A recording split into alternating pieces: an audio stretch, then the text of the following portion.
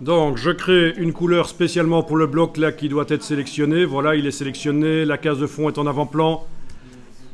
Menu de la palette nuancier, nouvelle couleur. Alors, je vous ai proposé 240 pour commencer, oui. Donc, à la place de CMJN, je vais le faire en RVB. Je vais indiquer 240, ce qui va me faire un gris très clair. 240 pour les trois canaux couleur rouge, vert, bleu. Quand il y a une quantité équivalente de lumière, ça fait du gris. Il n'y a pas une couleur qui se détache plus qu'une autre, ça fait du gris. Ah oui, et alors ici, je vais la renommer fond de page. Mais si vous ne l'avez pas renommée, c'est pas grave. Enfin, il est encore possible de double-cliquer sur elle et de la renommer en décochant l'option nommer selon la valeur chromatique et en indiquant fond de page. Voilà. Eh bien, on voit que c'est gris. Par rapport au blanc qu'aura le papier, on a terni le papier. Donc, je vais, avec la flèche noire, déplacer en enfonçant la touche Alt. Je déplace le bloc sur l'autre page. Voilà. Nickel. Je vais voir sur toutes les pages, avec la palette page, je me déplace et je vais aller voir ce qui se passe, notamment sur la page 4 où il y avait ma copine Odile. Voilà.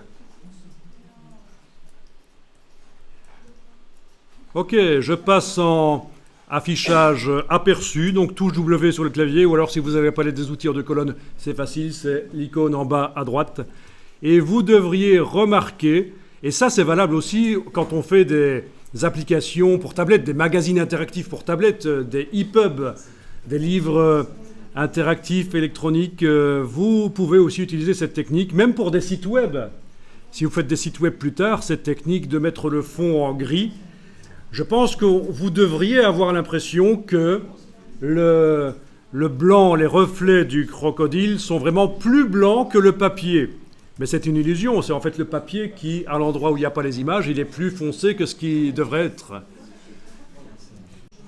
Donc, je crée une couleur spécialement pour le bloc là qui doit être sélectionné. Voilà, il est sélectionné, la case de fond est en avant-plan.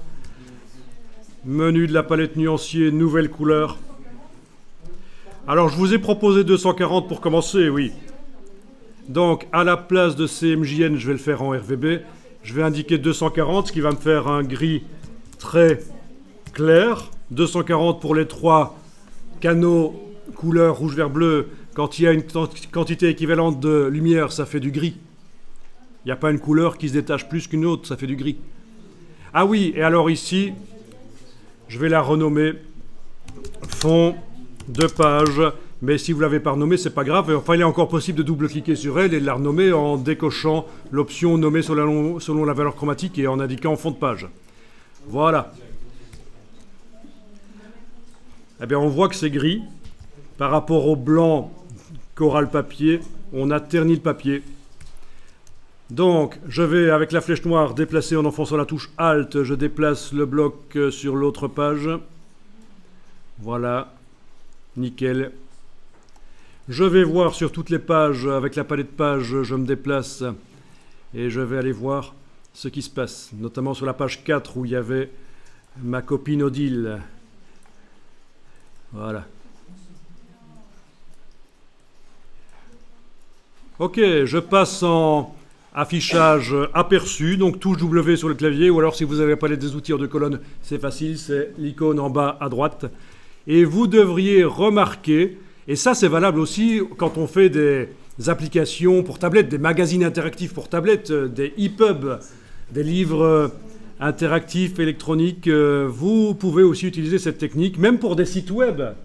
Si vous faites des sites web plus tard, cette technique de mettre le fond en gris, je pense que vous devriez avoir l'impression que le blanc, les reflets du crocodile sont vraiment plus blancs que le papier. Mais c'est une illusion, c'est en fait le papier qui, à l'endroit où il n'y a pas les images, il est plus foncé que ce qui devrait être.